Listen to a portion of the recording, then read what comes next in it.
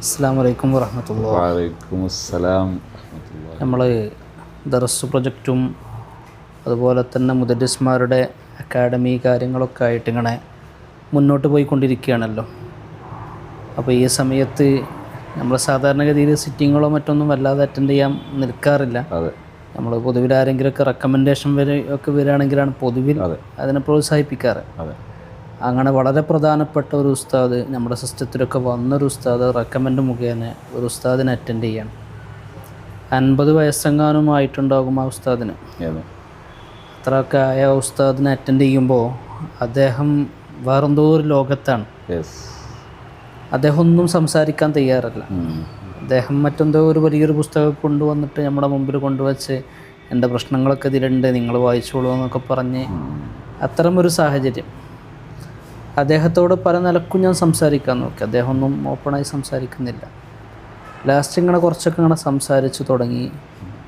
അപ്പോൾ അദ്ദേഹത്തിൻ്റെ പ്രശ്നങ്ങളുടെ തുടക്കം എവിടെ നിന്ന്, നമുക്കിതിൻ്റെ ഉത്ഭവം എന്താണ്, പ്രയാസമെന്ന് കാണണമല്ലോ. അത് തേടി ഇങ്ങനെ പോകുമ്പോൾ ഫാമിലിയാണോ എന്ന് നോക്കി അദ്ദേഹം ഒന്നും എനിക്കതൊന്നും ഒരു പ്രശ്നമേ അല്ല എന്ന് പറയുന്നു. അങ്ങനെ ഇങ്ങനെ കൊണ്ടുപോയി നോക്കുമ്പോൾ അദ്ദേഹത്തിൻ്റെ ഒരു ഡാർക്ക് ഏജ്, വല്ലാത്ത ആരും കേട്ടാൽ അത്ഭുതപ്പെട്ടു പോകുന്ന ഒരു മനുഷ്യനായി തീർന്ന സംഭവങ്ങളൊക്കെ അദ്ദേഹം പറയുകയാണ്.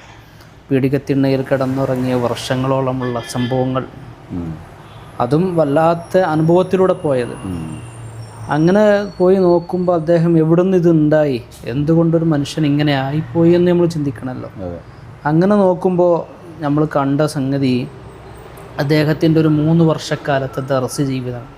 അദ്ദേഹം ലാസ്റ്റ് അത് തുറന്നു പറഞ്ഞു, എൻ്റെ ദർസ് ജീവിതമാണ് എന്നെ ഇങ്ങനെ ഒരു ലൈഫിൽ നിന്നുള്ള ഒളിച്ചോട്ടത്തിലേക്ക് എത്തിച്ചേർത്തത്. ഇത് കേട്ടപ്പോൾ ഞാനല്ലാതെ അത്ഭുതപ്പെട്ടു പോയി. ഒരു മനുഷ്യൻ ചുരുങ്ങിയത് 8 വർഷക്കാലത്തോളം ഒന്നുമല്ലാതെ ജീവിച്ചു. അതിനുശേഷവും ഒരാളോടും നല്ല കഴിവുള്ള മനുഷ്യൻ. അദ്ദേഹത്തിൻ്റെ എഴുത്തുകളൊക്കെ ഞാൻ വായിച്ചു നോക്കിയപ്പോൾ നല്ല എഴുത്തുകാരൻ, പ്രഗത്ഭരായ പല പ്രമുഖരുടെയും കാത്തിബായിട്ട് എഴുത്തുകാരനായിട്ട് നിന്ന ആളും കൂടിയാണ്.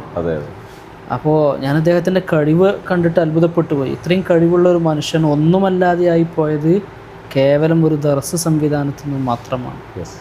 അപ്പോൾ ഞാൻ ചിന്തിച്ചു പോയത് നമ്മുടെ ഈ ഒരു സിസ്റ്റമൊക്കെ നടപ്പാക്കുന്നതിൻ്റെ, നമ്മുടെ ദർസ് ഇംപ്ലിമെൻറ്റേഷൻ്റെ ഒക്കെ ഒരു മഹത്വം അത് പലപ്പോഴൊക്കെ പറയാറുണ്ടല്ലോ. അതായത് അത് പറയുമ്പോൾ അതിൻ്റെ കൂടെ പറയേണ്ട ഒരു വിഷയമാണ്, പൊതുവിൽ ദർസ് സംവിധാനം എന്നത് മതപഠനത്തിലും ഭൗതിക പഠനത്തിലും ഒക്കെ സമൂഹത്തിനേറെ ഉപകാരപ്പെട്ട, ഏറെ വിപ്ലവങ്ങൾ തീർത്ത, ഒരുപാട് മാറ്റങ്ങൾ ഉണ്ടാക്കിയൊരു സംവിധാനമാണ്. അതോടൊപ്പം തന്നെ ചില വിഷയങ്ങളിൽ നാം അശ്രദ്ധ ഉള്ളവരായാൽ അതുകൊണ്ടുണ്ടായിത്തീരുന്ന നഷ്ടം ഇത്ര വലുതാണ്. ചിലപ്പോൾ ചെറിയ പ്രശ്നങ്ങളായിരിക്കും, അതുപോലും ചില കുട്ടികളിൽ വലിയ സ്വാധീനം ചെലുത്തും. ഈ പ്രശ്നത്തിൻ്റെ പരിഹാരം പഠിക്കുമ്പോഴാണ് നമ്മളെ അവിടെ ചിന്തിപ്പിക്കുന്നത്. എന്ന് പറഞ്ഞാൽ വളരെ ഇരുണ്ട ഒരു ജീവിതം എന്ന് പറഞ്ഞാൽ അത് പറയാൻ വാക്കുകളില്ല. ഞാനത് കേട്ടു. ഞാനത് കേട്ടപ്പോൾ എന്നെ അത് വല്ലാതെ ആശ്ചര്യപ്പെടുത്തി, വല്ലാതെ വേദനിപ്പിച്ചു.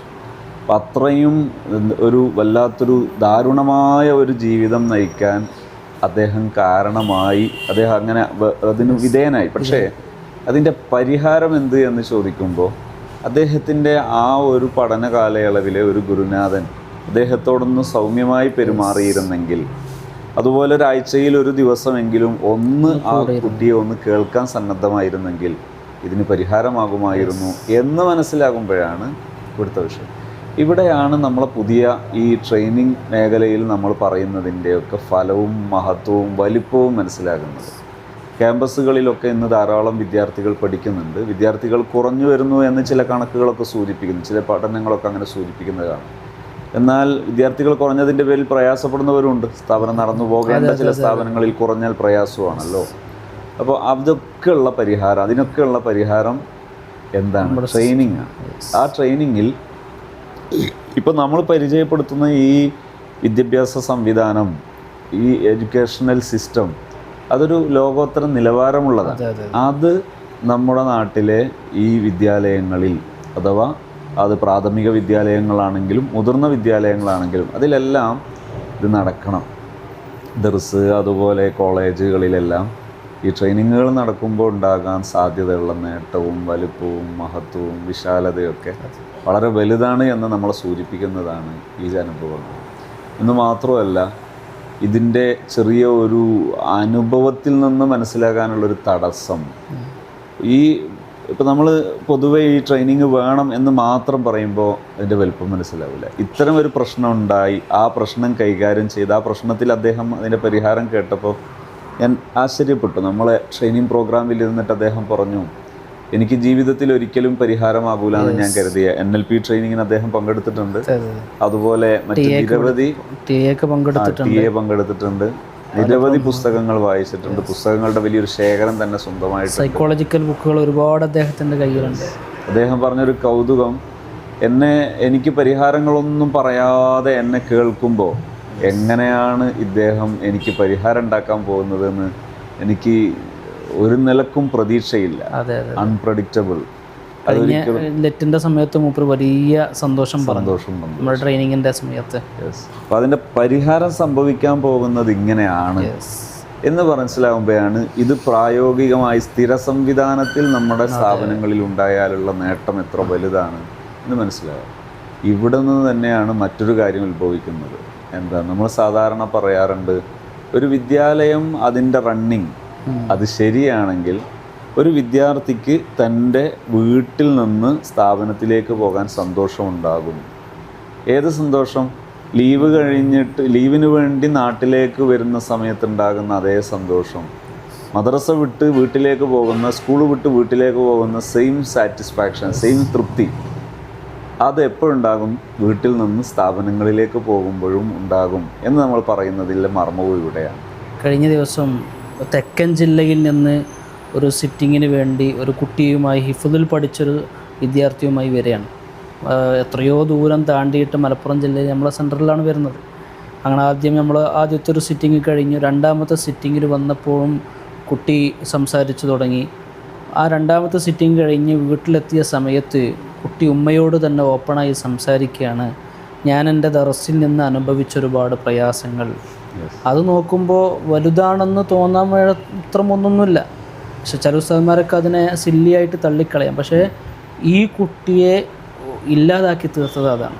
ഈ ഉമ്മ പലപ്പോഴും ഇങ്ങനെ ആവർത്തിച്ച് പറയാണ്, എൻ്റെ മോൻ ഈ സ്ഥാപനത്തിൽ പോകുന്നതിൻ്റെ മുമ്പ് ഇങ്ങനെയല്ല. അതിൻ്റെ ഒരു ഉത്തരവാദി ഇവിടെയൊക്കെ നമ്മൾ കൂടെ ചേർത്ത് എപ്പോഴും പറയാണ്, ശ്രോതാക്കൾ പൊതുവെ മറ്റ് വിദ്യാലയങ്ങളെ അപേക്ഷിച്ച് ഒരുപക്ഷെ ഇത്തരം നെഗറ്റീവുകൾ കുറവാണ് നമ്മുടെ സ്ഥാപനത്തിൽ. എങ്കിൽ പോലും നമ്മൾ ഉൾക്കൊള്ളണം എന്നതാണ് നമ്മൾ പറയുന്നതിൻ്റെ ചുരുക്കം. അല്ലാതെ അതിനുവേണ്ടി ചെലവാക്കുന്ന തുകയൊക്കെ വലുതാണല്ലോ. അതെ, അതുകൊണ്ട് നമ്മളൊരു നിലവിലുള്ളൊരു സംവിധാനത്തെ ചെറുതാക്കി കാണുകയാണെന്ന് തെറ്റിദ്ധരിക്കാൻ പാടില്ല നമ്മുടെ ശ്രോതാക്കൾ. അതോടൊപ്പം നമുക്ക് പറയാനുള്ളത്, കഴിഞ്ഞ ദിവസം നമ്മുടെ ഒരു സുഹൃത്ത് ഈ ട്രെയിനിങ് പ്രോഗ്രാമിലൊക്കെ അറ്റൻഡ് ചെയ്യുന്ന നല്ലൊരു പണ്ഡിതൻ, ഒരു അധ്യാപകൻ, അദ്ദേഹം പറഞ്ഞു, തൻ്റെ മകനെ ഒരു സ്ഥാപനത്തിലേക്ക് അയച്ചു. സ്ഥാപനം അത്യാവശ്യം അദ്ദേഹത്തിന് തൃപ്തികരമായ സ്ഥാപനമാണ്. പക്ഷെ കുട്ടി വീട്ടിലേക്ക് ലീവിന് വന്ന സമയത്ത് ഇടയ്ക്കിടെ കരയുന്നു. അപ്പോൾ ഈ കുട്ടിയോട് ചോദിക്കുന്നു, മോൻ എന്തിനാ കരയുന്നത്? ആദ്യമൊന്നും പറയുന്നില്ല. അവസാനം നമ്മൾ കുട്ടിയോട് റാപ്പ വെൽഡ് ചെയ്യാൻ വേണ്ടി പഠിപ്പിച്ചു കൊടുത്തപ്പോൾ ആ കുട്ടി പറഞ്ഞത് എന്താണ്? എന്നെ തല്ലും. അപ്പോൾ ഈ ഉസ്താദ് അല്ലെങ്കിൽ ഈ ഗുരുനാഥൻ തല്ലിയിട്ടുണ്ടോ? ഇല്ല. തല്ലുമെന്ന് പറഞ്ഞിട്ടുണ്ടോ? ഇല്ല. പക്ഷെ തല്ലുമെന്ന് കുട്ടിക്ക് മനസ്സിലാകുന്നു. അതോടെ കുട്ടി വേദനിക്കുന്നു, കുട്ടി വിഷമിക്കുന്നു, കുട്ടി വെപ്രാളപ്പെടുന്നു.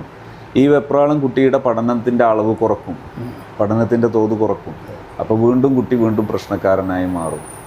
ഇങ്ങനെയാണ് പ്രശ്നങ്ങൾ പോകുന്നത്. അതുകൊണ്ട് തന്നെ ഒരു അധ്യാപകൻ്റെ ജീവിതത്തിൽ ഉണ്ടാകേണ്ട ചില വാല്യൂസ്, ചില പെരുമാറ്റ രീതികൾ പരിശീലിച്ചേ മതിയാകൂ എന്നാണ് നമുക്ക് മനസ്സിലാകുന്നത്.